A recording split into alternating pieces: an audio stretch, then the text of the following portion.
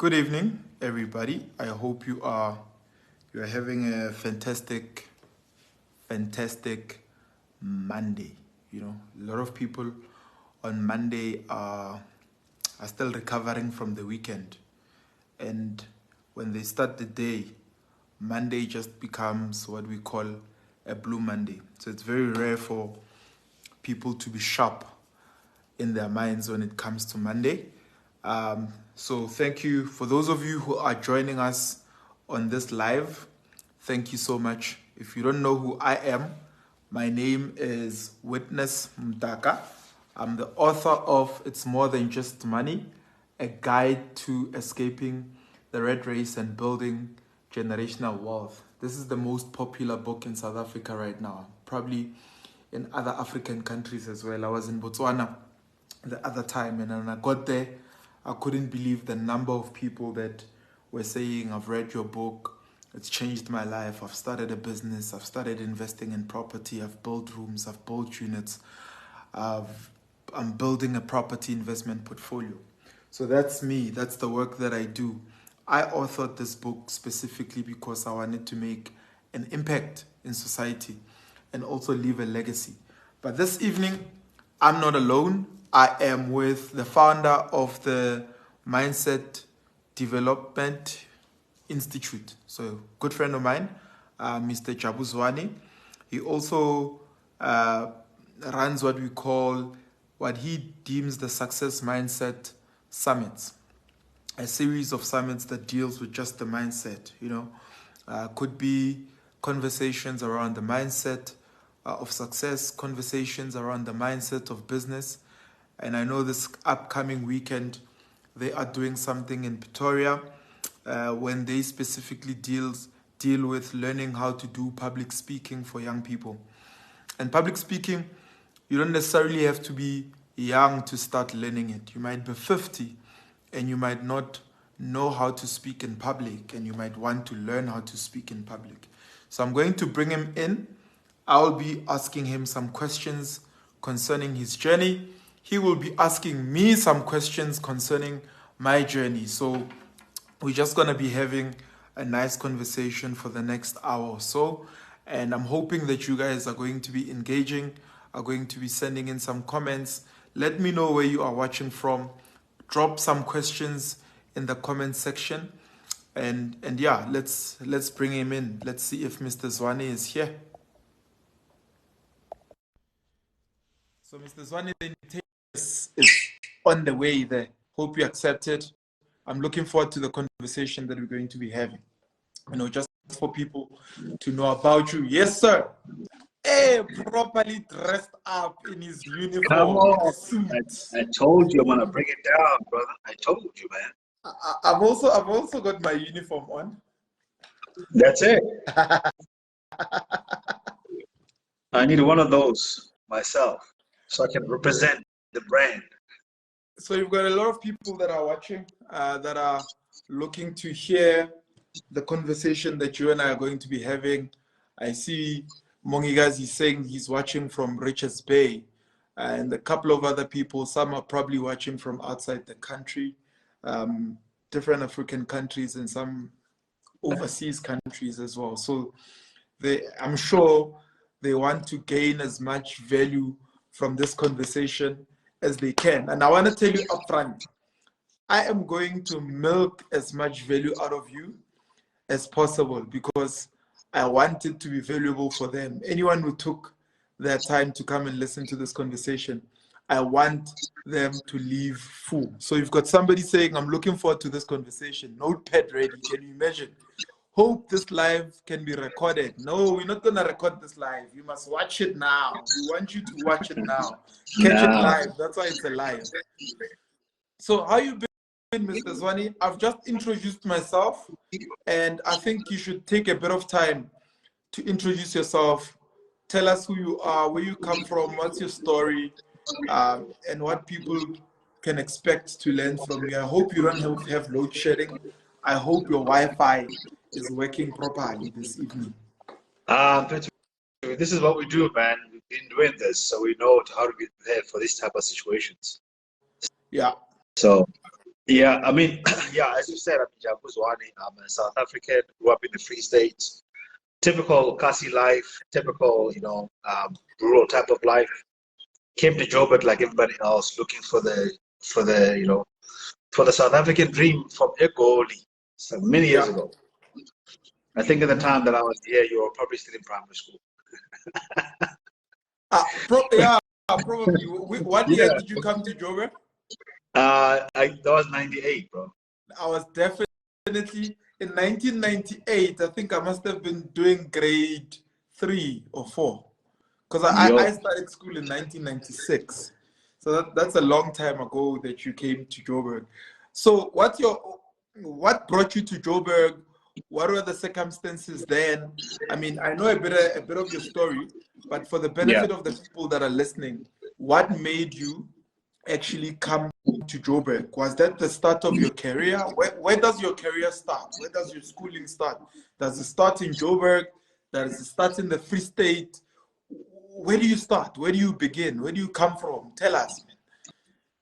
Man, I mean, look, I came here at the age of 19, at the time. So I finished school in 1997. I was a matric. I finished by 1997. So I came up here looking for opportunities, not having the ability to go to school, and I started literally working. I got an opportunity through a person that was helping me out. Started from cleaning factories, being homeless for 4 months, living in abandoned buildings just outside of Alexandra, selling stuff on the streets, biltongs on the streets, being a waiter, and literally then from then waitering, then became a restaurant manager. From there, went into selling cars, from selling cars into insurance. And then insurance is actually where then I was able to frame my corporate life, cut my teeth there in insurance in a call center environment. And from there, then I decided then to go into full-time ministry as a pastor, and then did some entrepreneurship activities. Okay. Yeah. So you started off, you're saying you came to Joburg and lived on the streets for 4 months. Why did you come to Joburg to live on the streets for 4 months when you could have waited to be established and come through? What's the story? No, look, I came to Joburg and upon the promise of a job, and I got a job earning 35 rand a day. And I mean, obviously, couldn't be able to afford accommodation for 35 rand a day. And then Okay. I found out from somebody that worked from the factory as well that, hey, listen, he sort of stayed on and off in the abandoned building next to the factory. I was like, you know what? I mean, yeah, let me go hang out in there with you. Let me go stay there with you. I stayed with some guy who was a security guard, but man, dude was a criminal. He had like 2, 3 guns with himself. And me now coming from the Free State, I was afraid of Buzo and stuff. Coming from a small town, I was afraid of the Joburg boys and the criminal tendencies. That was my mindset at the time. And even though this brother had undertaken to protect me, and he really did, he protected me from pretty much anybody around. If you understand Alexandra, people knew each other, Yeah. and people knew Yeah. that I was not from the area, and so the brother would just say, "Don't touch this boy. He's mine. He's with me." But I All couldn't, right. So I couldn't handle that, and how that's how I old get were you at the time? 19. How old were you at the time? I was You're 19. 18 years old. I was 19. So Yeah. here's a 19-year-old boy from the Free State. He comes to Joburg. He's starting out. He lives on the streets. He works at a factory. You eventually become a car salesman, and then you cut your teeth in the insurance industry. And you also mentioned the fact that throughout that process, you also became a pastor. Hmm.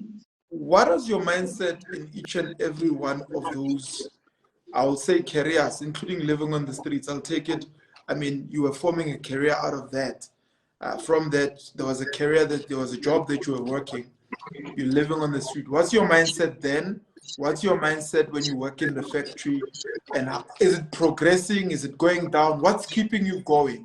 And what is it that pushes you to end up being an insurance guy, a car salesman, and eventually a leader of a church? My mindset has always been, witness. Tomorrow can be better than today. It's always been my mindset. My mindset has always been, you know what? If you are that low, the only way from being that low is to go up. So I've always had this ability, even from a very young age, in spite of the poverty that I grew up under, to imagine a future that was better than the present that I was living, and also to not allow myself to be blocked into the current circumstances that I'm in, and to imagine for a second that if I applied myself in the way that I know I can apply myself, what could my tomorrow be?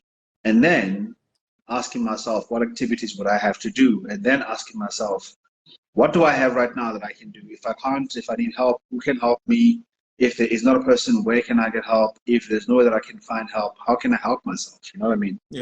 I always had that belief that ultimately your current circumstances are not necessarily the final script of your future. You know, in other words, it doesn't have to dictate to you what your future would be, but you can, in the moment, rewrite your script in terms of the activities and the way that you think about your future. Yeah. And Yeah. Yeah. So you sound very articulate, and you obviously speak well. Did you go to like English schools? I mean, where does a young boy from the Free State, who presumably was raised Sotho, but has got a Zulu surname, who lives on the streets, where did you learn to speak the way you do? I picked it up on the streets, man. No, I picked it up.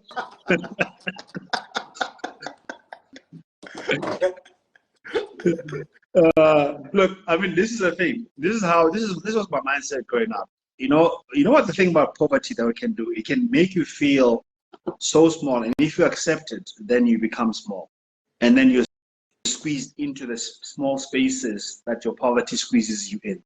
You know, right. One of my challenges, you mentioned it now, being Mzulu, that grew up in the Free State, was that, you know, there's also belief for Amazulu, Ayaloy, and all of this stuff. So there was always that. And then, but I grew up as Mosotho. I don't know anything about the Mzulu. And then you come to Amazulu and then they say, well, you're speaking with a funny accent. So you find that you don't really know where you belong in between all of that. Yeah. And so one of the identity crisis. Yeah, it's a bit of an identity crisis. And one of the things that I learned to do was actually to understand that I don't know how it happened, but I understood this from a very young age, that performance is a human trait, intelligence is a human trait. The ability to think and to get yourself out of a situation is open to anybody and everybody. And I am a human being, and so that is also available to me. And from that perspective, basically, then what I started then doing was you know, to look at how can I help myself. One of the things that I saw was that, oh, so English is something that people in the environment respect and like, and somehow I have an ear for it. I have, you know, I'm an artistic person. I can hear sounds, and language is easy for me to pick up. And I literally then from then on, you know, started really speaking that way. They even called me Mr. English in high school. Right. All right. So take me through your journey, then transitioning into the spiritual side. Now you've done your stint in corporate, you've done your stint as a street sweeper, you've done your stint as somebody who slept in abandoned buildings in Alexander.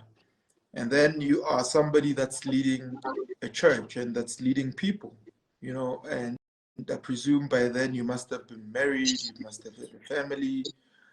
How do you transition into now being somebody that leads people and transforms their mindset now? Because you've been through a mindset development phase yourself, and now you're in a position where you're leading people as a pastor of a church. Take me through that.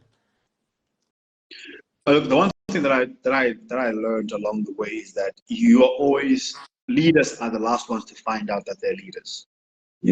You know, you look around and then you find people around you following you around, and you don't necessarily think that you are a leader. So in high school, actually, I was talking to my wife the other day because I actually went to school with her, and she's like, you know what, you've always been a leader. I'm like, I have. And then she's listening to me everything that I was in high school. I was the vice head boy. I was captain of the soccer team, captain of the debate team, captain of the athletic team. I was the chairman of the student representative council. You know, all of that. So, and somehow these things would just track me down, and then I get into waitering, for example. When I started waitering, they want my second waitering job. Within 4 months, they make me a manager. You know, Right. yeah, Right. I can get in there at the tender age of 20 years old in Pretoria East, Morletta Park, high affluent Afrikaans area. But me coming from the Free State and being able to speak Afrikaans, they like me and they take a liking to me and my work ethic as well. The next thing you know, I'm the manager. And when I get into the call center environment as well, I start working at this company, Outsurance at the time actually. Within 3 months of being at Outsurance, they put me into the young developing leaders program. And by the way, you're supposed to be in the company for 6 months before you can apply for any kind of permanent anything. And then they decided to put me on that thing. And then so pretty much anywhere and everywhere that I went, I find myself being put in these positions. And I think now that I understand mindsets, I realize that I'm always people oriented. I love people. Being with people is what breathes life into me. And I get frustrated when people go through stuff. And when they go through stuff because of their inability to think through simple things, you know. And it's always been my thing, my orientation to say, you know, but this is how you can look at this thing. But why is that the meaning that you're attaching to when somebody looks at you, for example? Why is that the meaning that you're attaching to when somebody doesn't greet you, for example? Why are you so grieved that somebody thinks this about you? Don't you have your own framework in terms of how you think about yourself? Because that framework can help to protect against anything that contradicts what you know to be the truth about yourself. And that's always been my orientation. And that's how then I landed in the leadership position in the church as well. When I started going to church, and the next thing you know, I was being asked to preach, then asked to be part of the leadership, and then being ordained to become a pastor when I wasn't even planning to become one. Right. Okay. Amazing stuff, an amazing journey. And first, kudos to you for all the work that you've done. It's amazing. I mean, it seems like leadership has always been something that is following you, and it's also something that you are doing now within society and within South Africa. I mean, you've started also the Mindset Development Institute. You've also started the Success Mindset Summit seminars. I've spoken at the first one. And when we met, the first time we met was in, I think, late 2020, if I'm not mistaken. But you reached out, it was during COVID, you were in the States. I mean, just to give a bit of a background, why were you in the States? What was happening then at the time? At what part of life were you at? And what exactly were you working on building? Well, I mean, I went to the States after I moved from being a full-time pastor into this professional speaking industry. I found out about it. And I think it's important to give a context to how I founded the Institute as well. Even when, as a pastor, it's always been of my frustration, again, with how sometimes, even within the Christian industry, environment, people can have such blocked ways of thinking, you know, where it makes them inflexible, makes them unfriendly and unopen to alternative ways of thinking, even though it might not necessarily contradict what they believe. Just because it is not said in the phraseology that they used to, then it gets condemned because it doesn't have the actual phrases that they used to. And so it kind of frustrates me a little bit. And so actually, as a pastor, I also was a teacher at Bible College for apologetics, which is the defense of the gospel. And you get to learn a lot there about the fundamentals of truth and the pillars of truth, and how do you construct truth outside of your own subjective reality. But Okay. just because you're feeling somehow about something somebody did, it doesn't mean that it's a true reflection of what they did. It could just be that you are incorrectly positioned. Yeah. Like for example, one of the examples I like to give is this: is that if my child is behind me, and I'm not aware that they're behind me, and I turn around, me being 2-3 times their size, and I knock their teeth out, it doesn't mean that I intentionally did that or I meant to, but it doesn't take away the reality of the pain that they're experiencing, and they might even have to grow up the rest of their life without their front teeth. That's Yeah, I the was about to ask if intention matters, if the thing has already been done. And that's the thing, right? Is that the reality of understanding that we live in a communal environment, and especially if you're living in close proximity with people. If I lived in close proximity to you, you have access to me, and your mess can easily become mine, especially if I open myself up to letting you into my private space, whether it's the heart, whether it's the actual physical space.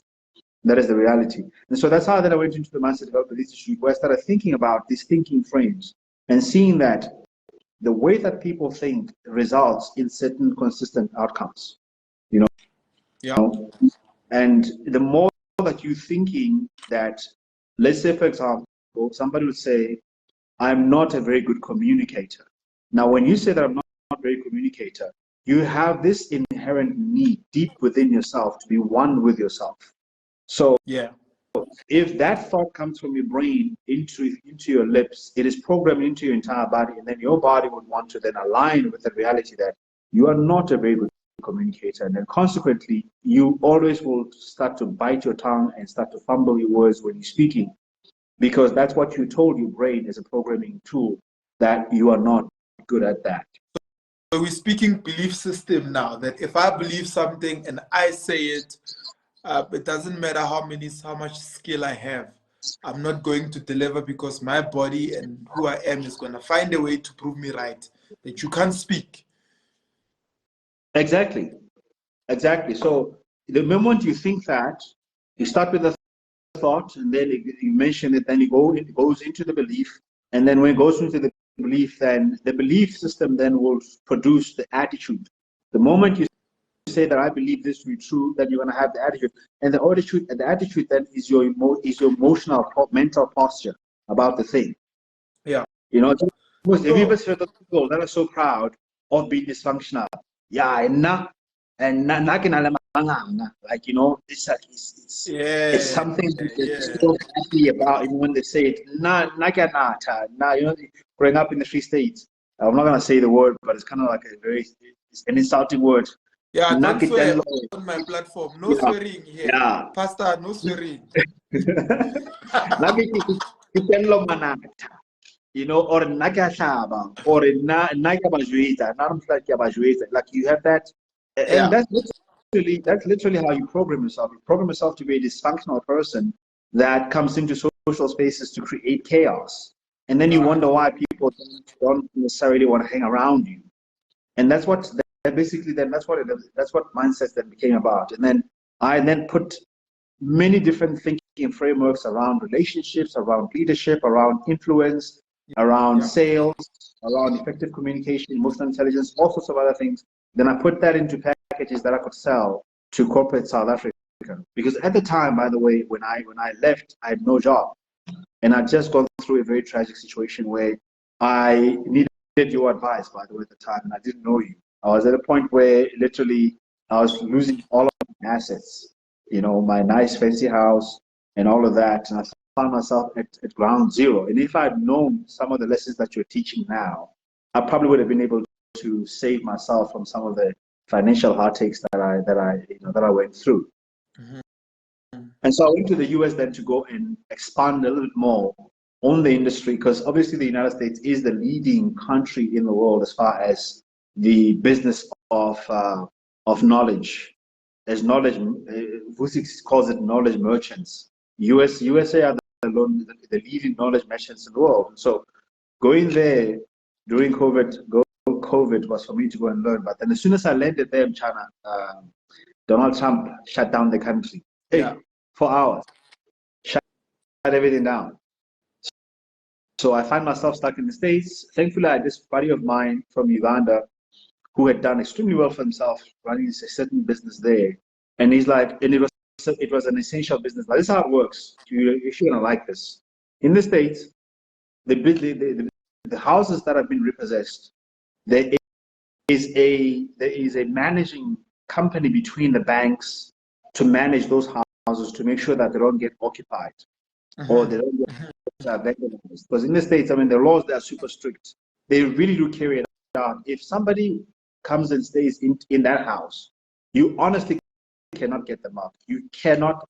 There are no red ends there. Yeah. You can't get them out. And so then you have to follow the law. The law is very strict. And so this brother of mine is like, these services follow an essential. So then I started working with him, and I find myself again cleaning houses, cutting grass, driving about 8 hours. Back to your original job. Hey, bro. Starting again. Driving in the States, bro, afraid of being stopped by the police, and I've been stopped a couple of times. And then, and they stop you there as a black man.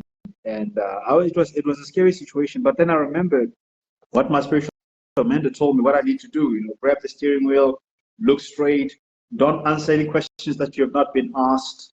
But then being a mindset person, understanding that part of what you need to do is to disrupt the pattern of thinking. If somebody's used to behaving in a certain way, they want to follow a certain predictable way of handling things and asking questions. So the first thing I did when they came closer to my car, imagine this scenario for a second. I've just parked, it's in the evening, I park on the side of the road. It's on the right, because it's park on the streets, right? As soon as I park the car, 2 sets of bright headlights hit me from the back. I can see through the mirror. There are 2 sets of red lights. The next thing I know, I see blue lights. I'm thinking, hey, Black Lives Matter. Yeah.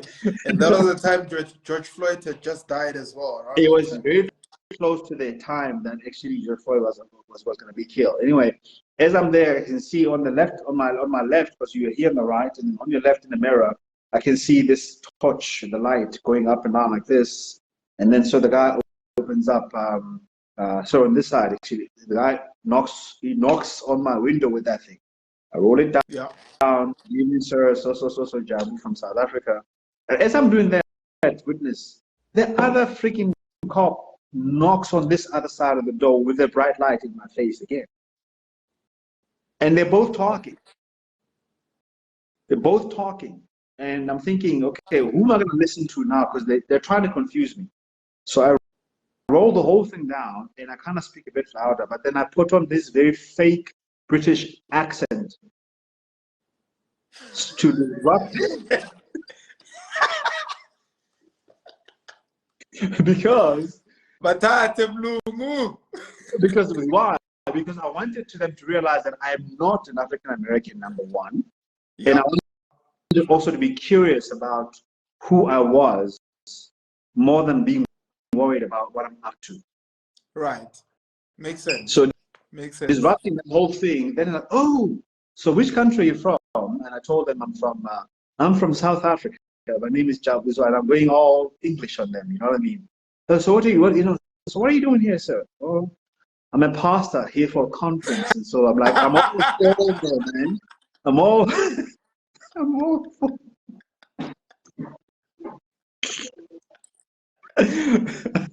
So then the question started asking me, so what are you doing here? Oh, Mandela. You start going, oh, Mandela, right? And of course, everybody knows Oscar Pistorius. Where is he? Still in jail? And then they're going on about that. So, yeah, and then that's basically someone is saying you went all English on them. I went all English on them. I went all the way out, man. I didn't want them to think, oh, this is Tyrone Jackson. I don't want them to think I'm Shaquan, whatever. I do Jefferson. I don't want them to think that I'm some kind of criminal that they know. I want to make sure that they know. Hey, nicely played, actually. He's an African migrant, because then African migrants in the States tend to be a bit more docile, less aggressive, less responsive to police be stopping them. And they tend to then relax and don't get to be on their guard that much. Someone is saying, Batate Pastor.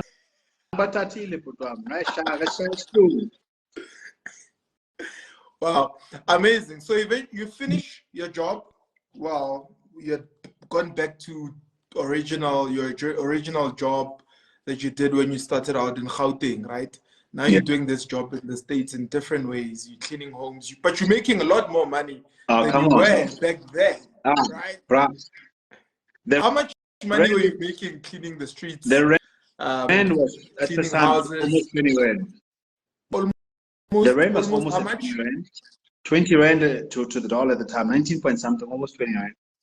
Yeah. So how much were So, you making per hour? Back then, I you were mean, making daily, 35 rands. You were making 35 rands a day when you started with your cleaning job. Now, when you did this stint as a cleaner in the States during COVID, how much were you making? I'm going to give people a homework. So take 160, multiply that by 19. That will give you the amount. Was that a day or hourly? A day. A day. Wow. Wow. That's like almost 3 grand, right? It was well over. It was well over 3 Yeah. grand at the time. Yeah. Yeah. Cleaning. So, Amazing I stuff. mean, So and I wasn't eventually, expecting to be getting any money. So, yeah. So eventually you do your tour. Someone says it's 3,040 rands. yeah. So eventually you start working, you do your mindset stuff in the States as well. Yes. I know you were also speaking, you did a tour at some point in the States. Yes. But then you reached out to some young radical guy in South Africa that was apparently trending. Yeah, one day on my feed, man, this boy, Witness Mdaka, I keep on seeing him, Mr. Witness Mdaka, Witness Mdaka. I'm like, hey, what the heck? And I'm looking at your stuff. I'm like, man, this boy is talking a lot of sane stuff that really make people think. And then you have this way of just simplifying certain things and, putting in a bit of humor in there, but not being rude, Of course, provoking. And I also liked the way that sometimes you had a tongue in cheek in terms of your responses when people were asking you certain questions, and I'm like, oh, let me reach out to this brother, because for me, you were really the embodiment of somebody who has a mindset that gets them what they want and who's not accepting any excuses.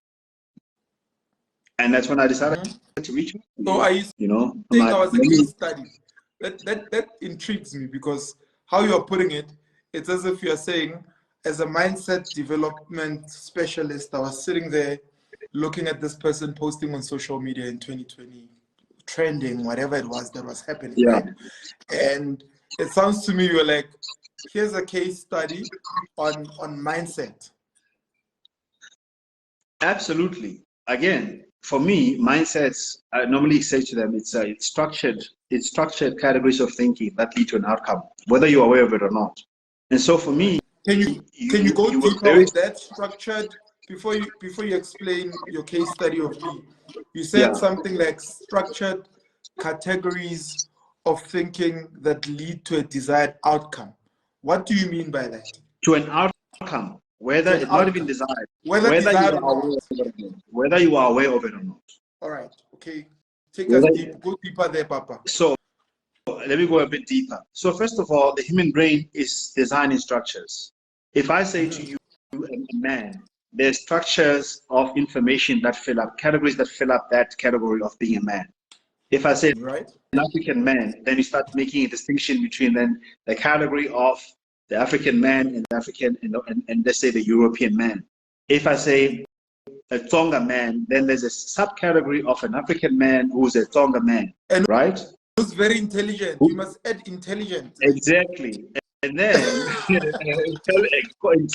we talk about intelligence as well. It's like, okay, what is the category of intelligence in your thinking? Right. How do you measure that? And for me, the intelligence aspect of that is like, this guy, as far as finances are concerned, he knows his stuff. Business he knows his stuff. And there was also an element of category of thinking that as far as you understanding basic human behavior. And then you're able to bring your technical skill of entrepreneurship that you've learned throughout your life, and then the actual technical skill of being in business, and then marry that with human behavior. you know, and then be able to explain to people that if you keep on thinking, if you keep on having multiple girlfriends, it's not going to lead to you being wealthy, no matter how much. You know what I'm saying? But there's a category of thinking around what it means to you to have multiple girlfriends. Some people value that more. It means something so much more to them. And they will not be open to any category of thinking that contradicts that, even though it doesn't lead to the desired outcome. But it still does lead to an outcome. Yeah. So does that, you know, for instance, in my book, I explain mindsets this way. I'm like, you know, when we're younger, we used to see concrete patterns being created. And for as long as the concrete was wet, right, you could do anything with it. You could set the concrete however way it was.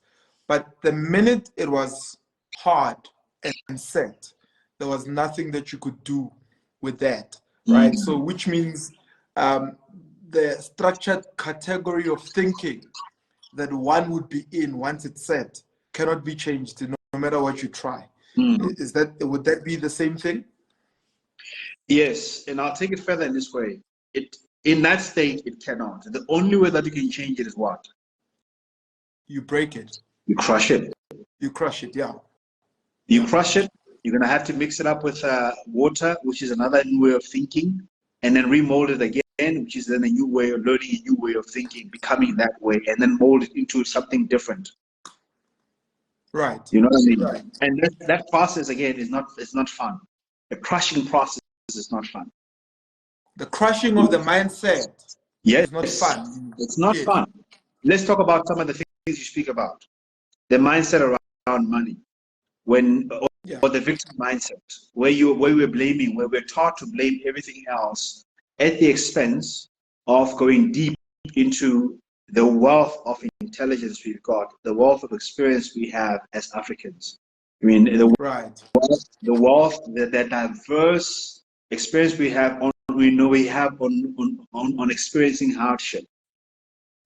Yeah, right. But the fact that we've been through hardship makes it slightly a bit easier for us to be tolerant of certain situations, which means we've got an advantage when we're in those situations, which means we can then plan around to thrive. Is that what you mean? That's what I mean. If you see it that way, if you see the fact that you've been going through a lot of trouble as a young person and you've learned a lot of incredible skills of problem solving, of overcoming struggles and stuff, when matata ashaha, you don't get surprised, you don't get shocked, you know. Right. And you're like, oh no, I've gone through this before. I know how this works. Okay, I need to go through the process again. What am I experiencing? What do I have to deal with it? What can I do? If I can't do it, who can assist me? If they can't assist me, where can I go for help? If I can't go for help, there must be something within my own knowledge sphere that can help me to get out of this situation. I'm not stuck this way. All right? But Mr. Z, tell me though, doesn't that also create an environment where one, because of the fact that they've been through so much hardship, they become accepting of hard situations or a hard life, where they're like, I'm a black person, I've been through this, I might as well just accept it. And that's the thing, the other opposite end of that is what we call then the survival and the survival mindset, which then breeds the victim mindset. Yeah, I asked that question deliberately because there might be someone listening and they're like, oh, hardship is a good thing. I must just be somebody who goes through hardship. Hardship is a good thing if it teaches you the lessons of how to overcome it, not accept it. Yeah. All right. Yeah. So if you're a victim says it's I'm like, what's the point? That's the what can I do? You know what I mean? Yeah. But the victim mindset, the conquering mindset says, no, I don't want to live my life like this. There's got to be overcome. I have to find a way to overcome. And then you learn that, and then you don't accept it, and then you become then this person that orients themselves to become a problem solver. Then you move from out of that survival mindset where you're accepting things for what they are into, no, I'm going to fight. Yes, it's going to be hard. Yes, here's the thing. If you are in an environment full of victims mindset people, here's something very interesting, Brian. We're not waiting. Yeah. When one person in the environment starts to change, they start to destabilize the equilibrium in the ecosystem. Okay. When one person in an environment starts to change, they disturb the equilibrium in an environment. Tell me more about that. So we work based on we need stability, right? The more, if I understand who to know, Uwiti likes to drink coke high this way at this time, at this time. This is how he responds to when we're teasing him. This is why he responds to difficult things. We start to build a category that helps us to predict behavior, and because of that, then we're able to then build some stability around that. Right? This is the kind of person so and so is. Yes. And then so that gives them that ability to plan. Okay, I know like but things change. Because now the change sheets, and I was like, oh, so what's next now? What are they gonna do? So now we have to adjust ourselves to this new person that has changed. Somebody reads your book and they're realizing, oh no, but I've got a backyard where I can build back rooms, and these back rooms can give me an additional 5,000-6,000 rand. This 5,000-6,000 rand can then give me the ability to buy another house, 500,000, and from there it can give me another house of 6,000. The next thing you know, I've created this ability then to generate an additional 20,000 rand, which I didn't have 6 months ago. Yeah. And now all of a sudden I've got different options. But to do that, you went through the crushing of the concrete. You went through the crushing of the concrete, and now that you've now changed, and then you're part of that concrete, but now you are no longer in that concrete. Now there's a gap. It's like, what do we do? We have to pull him back in. Yeah, we have to pull him back in, because now how do we get them back in? Mm-hmm. And that's where the pull him down syndrome comes from, where because you are disturbing the equilibrium, we are used to you being this person with structures. We have got those structured categories of thinking about you. Now you are changing. You're changing your mindset. You're changing the way you do things. As Machita, maybe you no longer chill with us because now you don't want to spend money. You want to save your money so you could invest it. Hey, you're changing. You are disturbing the equilibrium of the friendship. Then the friendship is unstable, because now they're thinking, now, but how now do we relate with this person? Because for the last 4 or 5 years, this is how we had framed ourselves to think and to plan and to behave around this person. But now he's changed. How do we then handle that? And here's another thing about really changing as well. You also cause the other people to look at themselves and say, well, if this person has changed and gotten themselves out of that, what's wrong with us? You know? Do you then go to the mirror and say, man, I've been allowing myself to accept my rubbish. I've been talking. I have normalized rubbish. I've normalized rubbish. And now this guy has realized that actually my rubbish is actually rubbish. You know? Here's a statement that one of my cousins said to me once, but it was actually a very good one. He said to me, you know what? I always tell people who have got this cousin of mine, that when I look at his life, sometimes I know I'm making excuses for my own life, because I know where he was 2-3 years ago. And I know where he is now. And I'm like, I know I lied to myself too much. And he says to me, sometimes I don't like looking at your statuses, because they really just remind me of what I'm not doing, that I should be doing. Right. And that can be two ways, right? One person could look at that and say, because my cousin comes from where he comes from and he made it, I don't have an excuse. Or that could be a constant reminder of that person's failures whenever they see you. That this guy annoys me. When I see him, I just remember that I couldn't make it. Yeah. And the thing is that you either have the ability to say, wow, I need to do something, and then have the courage to say, hey, man, listen, brah, thank you so much. You're doing amazing. Thank you for provoking me. Thanking me for making me aware that I can actually do better than that. Yeah. What do you think? Here's the thing about sometimes that we have to think about as Black people. What meaning do we attach to complimenting somebody genuinely for breaking out? Does it mean that we accept that we have failed? Or can we just accept that simply it's possible? that we expect that it's possible? Yeah. You know, Sure. like I feel for people. I feel for people who have gone through what I've gone through, who are still where I was. Some people that I was a waiter with in early 1999. Sometimes I go to those restaurants and they're still there, bro. Or I find them in other restaurants. Come on. I'm Let's come serious. back to that. You're telling me somebody who was waitressing or was a waiter in 1999 is still doing that today? Absolutely.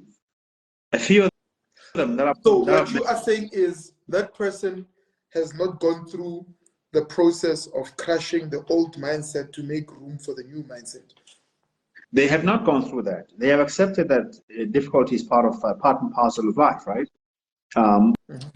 When I came there and I disturbed the equilibrium as a young person that looks like them, it was like, I don't know what state. Who does he think he is? Yeah. He's coming here to come and He's take our sucking up jobs. to white people.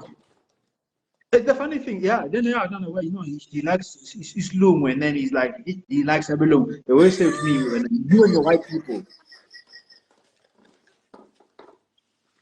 Yeah.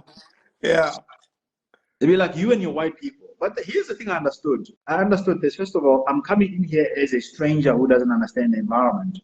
Yeah. And at the top of the hierarchy is, again, this person that doesn't look like me, who speaks a language that I need to be fluent in so that they can understand my plea, so that they can understand my mind. I thought, I'm an intelligent person, but if I'm not able to articulate my intelligence and present it in a way that is easily palatable to their understanding, that they can interpret it quite easily, if I don't do that, then I'm just like everybody else. And this is a mindset that I think we need to always understand, is that if I'm coming to you, and then you are the investor, and then you have a certain criteria that I've got to, fulfill for you to invest in my business, I need to understand what makes it difficult for you, what makes it harder for you to invest in a business like mine. If I don't understand, I need to think. I need to say, okay, what's difficult? What will make this hard for this person? So many people concentrate on, this is amazing about my business. Yeah. We can do this, we can do that. And I'm like, and I'm sitting there thinking, but I've heard this speech before. It's no different from the previous person. But the person that comes into the difference would be the one that says, I know you might be thinking you've heard this business before, but let me tell you why mine is different from the other person.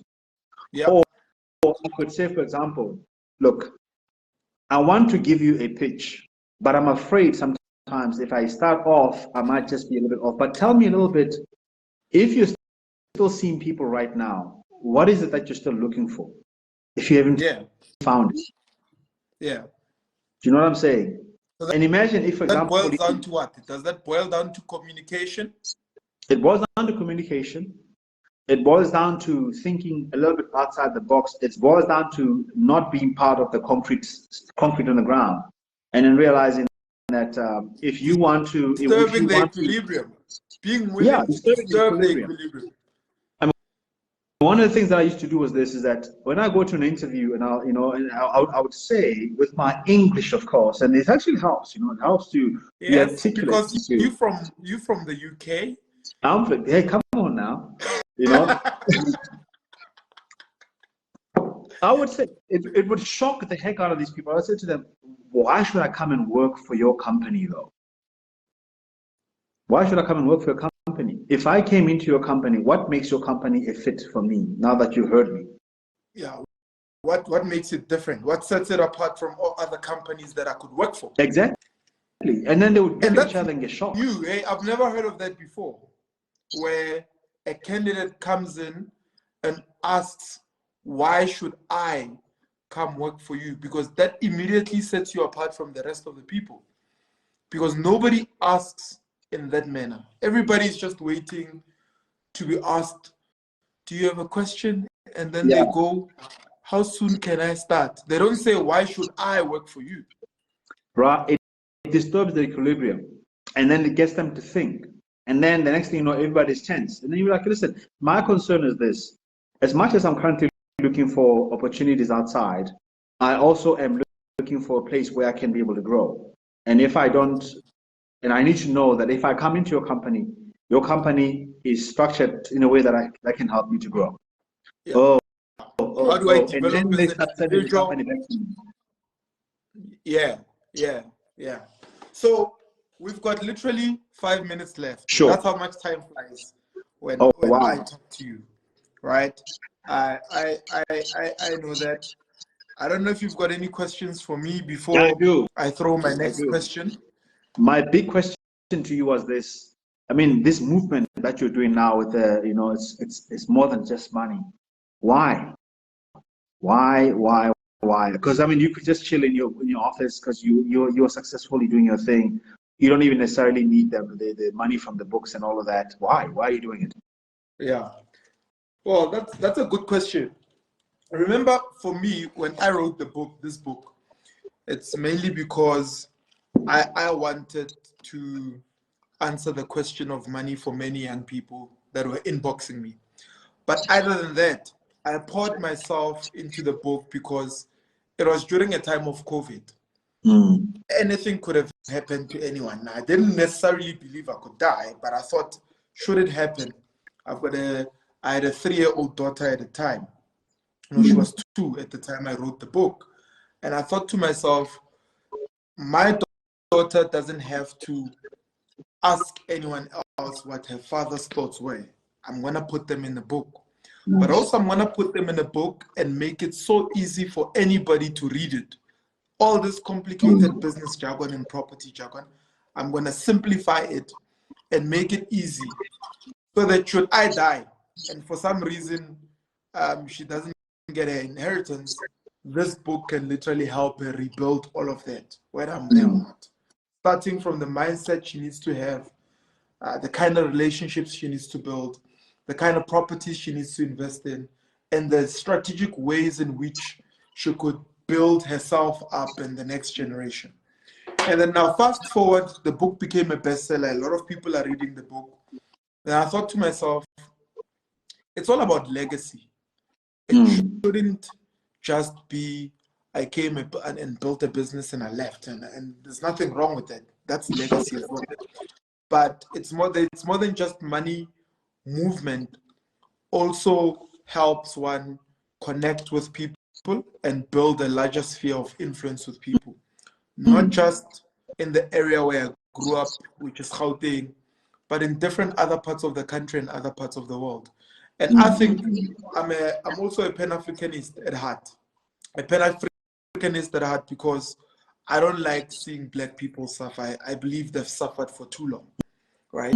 So if there are people that can learn information quickly and then take the very same information that they've learned and teach it to other people, we can eradicate poverty, right? Amen. If there's 10 of us, there's 54 people or 55 people that are watching. If all of us start a business and hire 2 people, there'll be over 100 jobs created. And those people, if they've got 2 people that they're looking after, right, that 100 multiplies by 2. Over 200 people being fed, simply because we started a movement that says, start a business, invest in property, invest in shares. Wow. The only way Black people are going to elevate in society is when they learn to build their own businesses, invest in their own projects, and also grow their wealth. That's the only way they elevate. When you meet with a white person, you're a millionaire, he's a millionaire. Sometimes racism doesn't even exist. No, it doesn't. Yeah. It's about the project. Absolutely. It's about how can we make money. If he knows that you are as smart and capable as he is, you've built something, you have respect immediately. So for me, it's about that, to conscientize my fellow Black people. Some amongst us are starting political parties that are doing well. That's great. Yeah. Some are excelling in corporate and doing well. That's great. Some of us, those who God has put it in our hearts to start movements, we have to do that. Yes. And that's why I say it's more than just money. Sometimes it's about the impact that one can make. And because of that impact, you'll always be able to make some kind of money. And so now, quick on that one, because I know we're running out of time here. What can people expect? So you have some of my favorite speakers there. You know, this is non-Nondumiso Mdaka. I mean, powerful women. I love that. You know, Yeah. What can people expect then from the two events coming up? So this coming weekend, we are in Mpumalanga, in Nelspruit on Saturday the 24th. We're starting at 9, finishing at 3. And then we're in Witbank, Emalahleni, at Casa Portuguese restaurant. We're starting at 12, finishing at 5. One of the speakers, Nondumiso Mdaka, I met her through you. Yes. Thank you for that connection. Networking. Come on now. Networking. Thank you for, that's what we do. I gotta give you your flowers while you're still here, right? So thank you for that. She's the head of home loans at ABSA, one of the head of home loans. And I think she's one of the right people to speak at the platform because she's got Black people's interests at heart. And I'll say Africans all along, Black, white, yes. because Absolutely. that's what her work entails. You know, one of her slogans is that people need to have housing. And the best way for people to have housing, apart from the fact that they can buy cash, they can also be funded by the banks. The money is available, right? So if the money is available, you've got to bring the right people to give people ideas on how to access that money and access those funds. So that's why we're bringing the head of home loans at ABSA. Nice. And Mpumalanga is her home province. Yes, it is. Yes, Yeah. it is. And I said to her, I'm going to your home province. And there's no way I can go there, share ideas with people, and there's no one that's coming to say, this is how you get the home loan. This is how you apply. These are the things that you need to look at. And this is the mindset that you need to have when you're building a property investment portfolio. Here's where the opportunities are. You know, we're doing that in Mpumalanga. And I know you're doing something for young people in Pretoria as well on the same day, on the 24th. So those of you guys that are coming to Mpumalanga, come through. But those of you who can't make it to Mpumalanga, at least make it to the Success Mindset Summit this coming Saturday as well, where Mr. Z will be teaching, along with a variety of speakers, by the way. We'll be teaching young people how to speak in public. You might not believe this, Mr. J. I didn't know how to speak in public when I was younger. You know, if you don't know, I also was a youth pastor at some point, you know, in my early 20s. And a lot of my communication skills come exactly from there. Oh, wow. Yes, like me. Like you.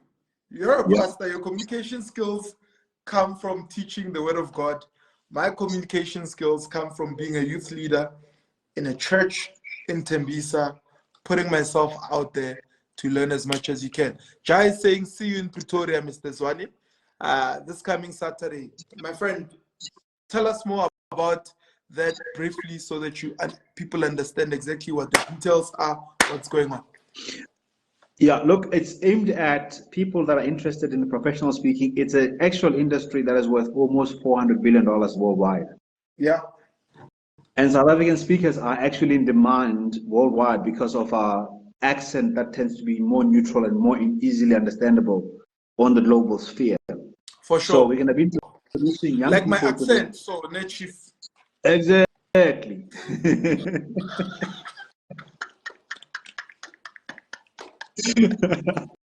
Okay.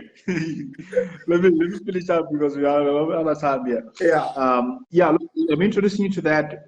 We're going to be learning from one of the top speakers, Uspimo, your guy from Ekasi, from Orange Farm, one of the most in-demand speakers globally and locally as well. And then, of course, you're one of the other ladies that I met at your event, Lebu Lion, who's going to be doing branding and marketing again, networking again at Play there. She'll be there as well. But yeah, come through, guys. Come and learn a little bit more about what the professional speaking industry is about and really see it as a real solution to entrepreneurship. And also, what it does is this. One thing that it does extremely well is that it connects you to the highest caliber of people that you can ever imagine. We are losing you. I think there's something wrong with your sound. Can you double check that? Okay. I don't know. Can you hear me now? Because a lot of people are asking where in Pretoria, but now you sound a bit far. Oh, wait, let me say mainland. Let me write that down. Mainland Piazza. Okay, yeah, we can hear you. We can hear you, just not the same as when we were hearing you, but continue. Okay. So I was saying that, yeah, you're going to really get to learn a bit more about what the industry can do for you. And we also are running for young people who come in there through the Professional Speakers Association, where I'm the vice president. We're going to be running a 6 months professional speaking program that is sponsored. So if you're not there, you're going to lose out. If you are there, you'll be able to register for the program and then stand a chance of being part of the program. Where people, so a professional speaking program that you're gonna run for 6 months for free. 6 months for free, yes. Okay, all right. So rock up there, and then you get to learn a bit more about it. So Where you said mainland Piazza. If somebody wants to get more information, where do they get it? All right, I'm gonna quickly put down the website here, which is Success Mindset Summit, and then they can be able to register. Okay, what's the website? I take it it's www.successmindsetsummit.com. It's successmsummit.com. Okay, successmsummit.com. Yeah. Okay, guys, you heard the website www.successmsummit.com. Any parting words, Mr. J? I mean, at the end of the day, I am you, you are me. There's nothing special about me. Whatever is special in me is also in there with you. Stop believing this lie where what is human, basic trait of excellence, intelligence, high performance, achieving great things is a basic human trait. It's not exclusive for some people. It's not exclusive to Witness, amazing as he is, and he's amazing as a mother, and I love him. But whatever makes him special is the same that makes you special. You're human. Let's stop believing that only one of us can make it to the room. Let's stop believing that only one of us can make it to the level that we're making it. It's time that we break that concrete and then mold ourselves into what we want to be. Love that. I love the ending. My brother, thank you so much for giving us an hour of your time. I wish I could say I will see you on Saturday at the Success Mindset Summit. I won't be there because I will be in Mbombela on Saturday at the Capital Hotel. But if you are available on Sunday, join me again in Witbank on Sunday, because unless you'll be a church man of God, you must tell me. Hey, hold on a second. You know what? I think you're asking me something. I know I'm coming. You coming? Yeah, I'll be there. Thank you so much. I'm looking forward to seeing you then on Sunday in Witbank, because Saturday you are in Pretoria, Main Lane. Is it Plaza or Piazza? Piazza. You're at Main Lane Piazza on Saturday. The information is available on www.successmsummit.com. I am in Mpumalanga the entire weekend, Saturday, Sunday. Saturday, I am at the Capital Hotel in Mbombela. We'll drop the information in the comment section. Sunday, I'm at Casa Portuguese restaurant in Witbank. My brother, have a lovely, lovely evening. I'll see you on Sunday. I'm going to hold you to it. Thanks for having me. Thanks for hosting me at your house this evening. And then, yeah, thanks everybody. All right. I'm sure we'll make it again happen soon. I believe that. For sure. All right, brother.